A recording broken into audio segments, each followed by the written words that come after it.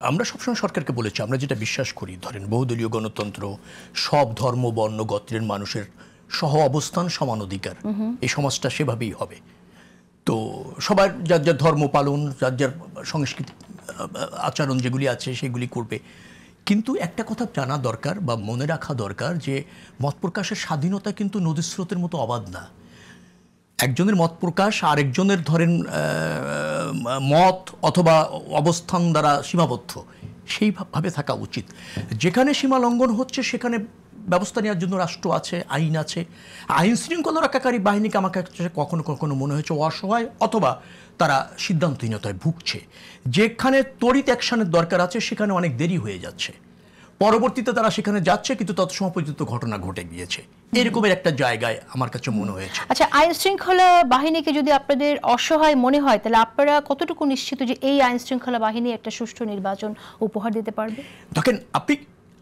একটা জায়গায় ব্যর্থটাকে আবার আরেকটা অনেক কিছু ভন্ডুল হয়ে যাবে সেভাবে না দেখে এটা থেকে উত্তরণ কিভাবে পাওয়া যায় সেই প্রবণতা এটা তো অবশ্যই একটা গুরুত্বপূর্ণ ব্যাপার এটা আপনি প্রবণতার কথা বললেন যে তারা আসলে অসহায় যদি তাই হয় তাহলে তারা কেন কি করে একটা ইম্পর্টেন্ট ডিসিশন নেবে যখন এটা প্রয়োজন না নির্বাচন তো আপনাকে করতে হবে নির্বাচন করতে হবে কিন্তু প্রয়োজনটা কি মানে এই সংকটটা আসলে কিভাবে উত্তরণ করবে না সেই জায়গাটা আমি আপনাকে বলি নির্বাচনে আইন শৃঙ্খলা কিভাবে রক্ষা করতে হয় বা হবে সেটা অনেকটা স্পষ্ট এবং নির্দিষ্ট আর যেখানে এই যে ধরেন গোষ্ঠীগত অথবা ধরেন ওই যে তৌহিদি জনতা এক হয়ে যাচ্ছে আবার বাউলরা এক রকমের হয়ে যাচ্ছে এখানে আমার কাছে মনে হয়েছে সরকার বিষয়টাকে অথবা জাতি বিষয়টাকে কিভাবে দেখছে সেজন্য হয়তো কোনো সময় আইন শৃঙ্খলা রক্ষাকারী বাহিনী কিংকর্তব্য বিমূঢ় হচ্ছে অথবা স্লো হয়ে যাচ্ছে এরকম একটা বিষয় আছে নির্বাচনে আইন শৃঙ্খলা পরিস্থিতি কিভাবে রাখতে হবে সেটা একটা স্পষ্টত ধারণা আর এই সব জায়গায় হচ্ছে যে সরকার কোন পলিসি নেবে যেহেতু একটা নির্বাচিত সরকার না একটা অন্তর্বর্তীকালীন সরকার সে বিষয়টাকে কিভাবে হ্যান্ডেল করবে বা তড়িৎভাবে কিভাবে করছে সেখানে মনোসংযোগেরও সরকারের কেন্দ্রের থেকে কিছুটা অভাব আছে যার ফলে আমার মনে হয় তার নেতিবাচক প্রভাবটা অন্য জায়গায় পড়ছে আমরা যেটা চাচ্ছি দল হিসাবে যে না দেশের আইন শৃঙ্খলা পরিস্থিতি যে অন্যায় করবে তাকে বিচারের সম্মুখীন হতে হবে কিন্তু একজন করেছে বিদায় তার বিচার আবার অন্য লোক সংঘবদ্ধ হয়ে করবে না মব সৃষ্টি করে করবে না বা সাংঘাতিকের ভিত্তিতে গিয়ে